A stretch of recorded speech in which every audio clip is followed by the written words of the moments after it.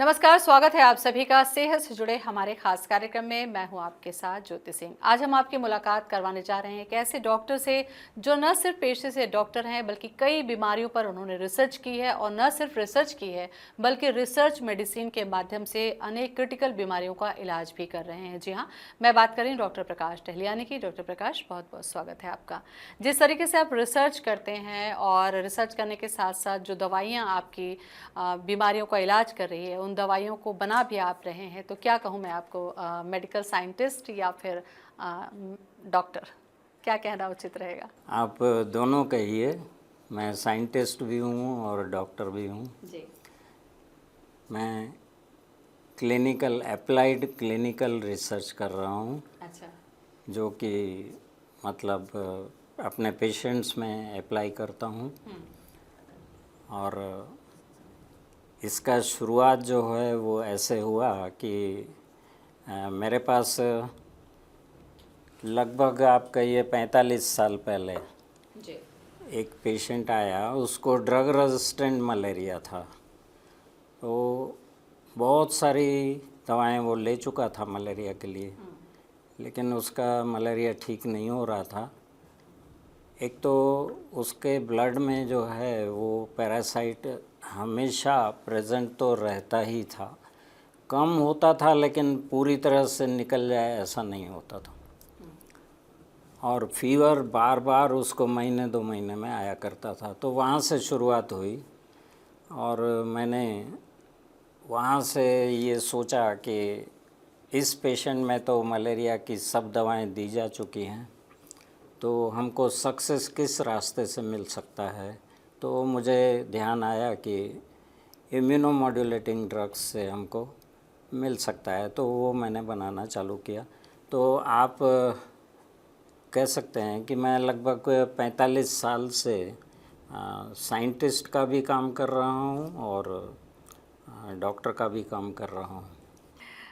ये तो बहुत अच्छी बात है कि आपने किसी बीमारी की गंभीरता को देखते हुए एक रिसर्च की तरफ भी आपने कदम बढ़ाया, उसका रिजल्ट मेडिसिन के माध्यम से हमारे बीच में है।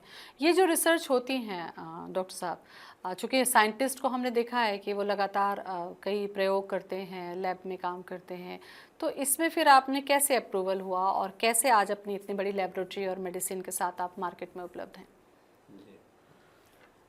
देखिए, ऐसे मलेरिया का ही एग्ज़ाम्पल लेके आगे बढ़े हैं तो उसमें मुझे रिज़ल्ट नहीं दिख रहा था किसी भी दवा का। तो मैंने सोचा कि पेशेंट को कैसे रिलीफ दिया जाए।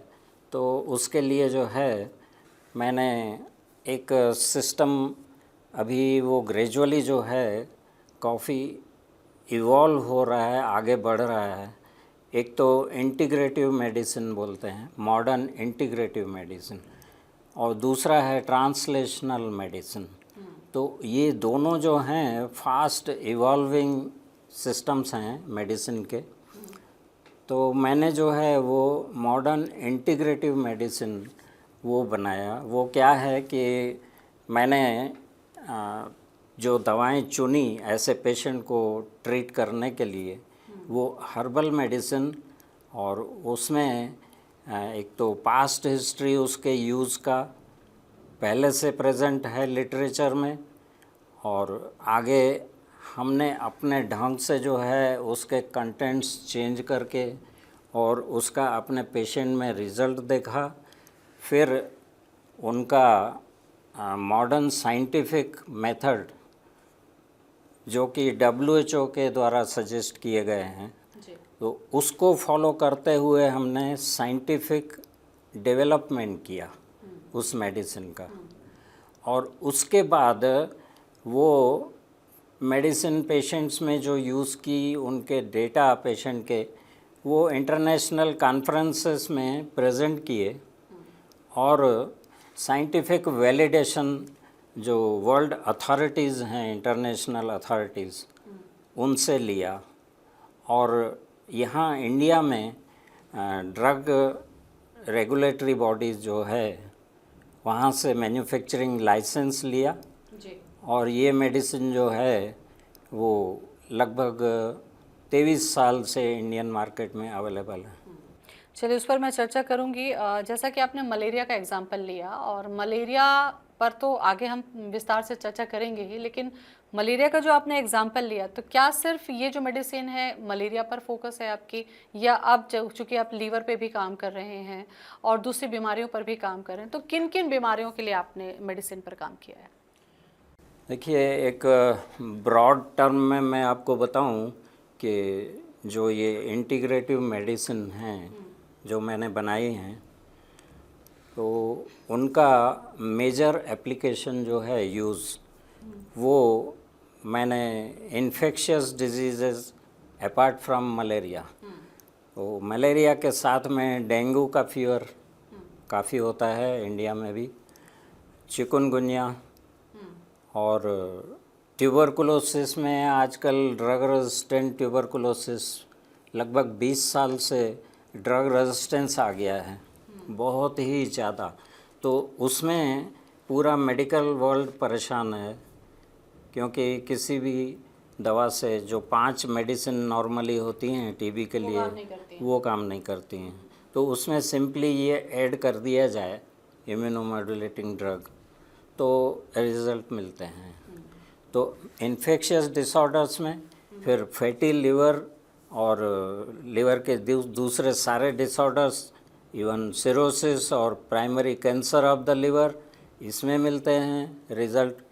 फिर फीमेल डिसऑर्डर्स कुछ ऐसे हैं जिसमें फीमेल हार्मोन्स के डिस्टर्बेंस के कारण, जैसे कि पीसीओडी बोलते हैं, पॉलीसिस्टिक ओवेरियन डिजीज़, तो वो भी बहुत ही इनक्योरेबल, क्योंकि वो ठीक नहीं हो पाता है। तो फिर वो उसका ऑपरेशन बाइलेटरल, वो हिस्टेरेक्टोमी, ये अपना ओवरेक्टोमी, ओवरी निकाल के फेंक देने का। तो अगर किसी फर्टाइल एज में कोई लेडी का ओवरी निकाल दिया जाए तो उसका लाइफ तो पूरा ख़त्म है। तो ऐसे डिसऑर्डर्स के लिए ये मेडिसिन काम आती हैं। और अभी लेटेस्ट जो है, आपने देखा होगा कि जो कोविड वैक्सीन के कॉम्प्लिकेशंस वो लोगों में अब दिख रहे हैं, तो इनके ट्रीटमेंट के लिए भी ये मेडिसिन कारगर है। अच्छा, इतनी सारी जो दवाइयाँ हैं डॉक्टर प्रकाश, वो क्या अलग अलग नाम से मार्केट में हैं या किस नाम से हैं? अगर हमारा कार्यक्रम देखकर कोई अप्रोच करना चाहे या ख़रीदना चाहे या लेना चाहे, तो वो कहाँ अप्रोच कर सकता है? किन नामों से ये मेडिसिन मार्केट में है, कहाँ अवेलेबल है? मेन जो मेट्रो सिटीज़ हैं वहाँ पे मेडिकल स्टोर्स में ये अवेलेबल है। और नाम तो टोटल ऐसे 8 प्रोडक्ट हैं हमारे कैप्सूल फॉर्म में, और एक लिक्विड है। टोटल 9 प्रोडक्ट हैं। और मलेरिया के लिए और जो ज़्यादा यूज़फुल इम्यूनोमॉड्यूलेटर है, काम करती है, वो उसका नाम जो है प्लाज्मोनिल है। और वो या फिर कंपनी से डायरेक्ट भी परचेस कर सकते हैं। अच्छा, मलेरिया की हम चर्चा कर रहे हैं। मलेरिया के लिए तो ऑलरेडी इतने सारे मेडिसिन जो हैं वो मार्केट में हैं, फिर आपको क्यों ऐसा लगा कि इसके लिए अलग से एक दवा की ज़रूरत है? क्या रेजिस्टेंस एक वजह है, या फिर जिन पेशेंट पे नहीं हुआ है उनके लिए भी ये कारगर है?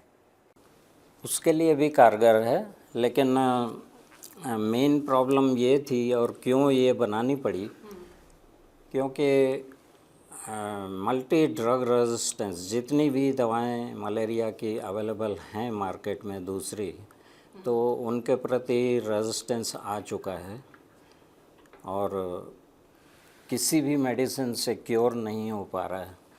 आज भी लोग यही समझते हैं, या डॉक्टर्स भी कहते हैं कि अभी रिसेंटली तो मलेरिया का इंसिडेंस जो है वो पहले से बहुत कम हो गया है। ऐसा नहीं है, प्रेजेंटेशन मलेरिया का चेंज हुआ है, लेकिन इंसिडेंस वही का वही है। इसलिए आज भी पूरे वर्ल्ड के साइंटिस्ट जो हैं उनके लिए ये एक बड़ा हेडेक है malaria. NIH, national institute of health, Maryland, USA, वहाँ पे मलेरियोलॉजिस्ट हैं डॉक्टर लुइस H. मिलर। वो बोलते हैं कि malaria parasite is one step ahead of our medical science. Medical science progress करता है एक कदम, उससे पहले 2-3 कदम जो है पैरासाइट जो है वो प्रोग्रेस कर लेता है। कहने का मतलब ये है कि इतने सालों के बाद भी मेडिकल साइंस ने इतना प्रोग्रेस किया है, फिर भी आज रियल पोजीशन, रियल स्टेटस ये है कि हम ना तो ढंग से डायग्नोसिस कर पाते हैं मलेरिया का और ना ही ट्रीटमेंट कर पाते हैं। बिल्कुल, काफ़ी अहम जानकारी डॉक्टर प्रकाश हमने आपकी लाइफ पर भी ली और जिस पर रिसर्च आपने किया और जो मेडिसिन आज आप लोगों की सेहत के लिए दे रहे हैं उस पर जानकारी हमने ली। और भी बहुत सारी जानकारी तफसील से आप चाहें तो इस कार्यक्रम के माध्यम से ले सकते हैं। नंबर और एड्रेस भी हम फ्लैश करेंगे। बहुत बहुत शुक्रिया आपका। नमस्कार।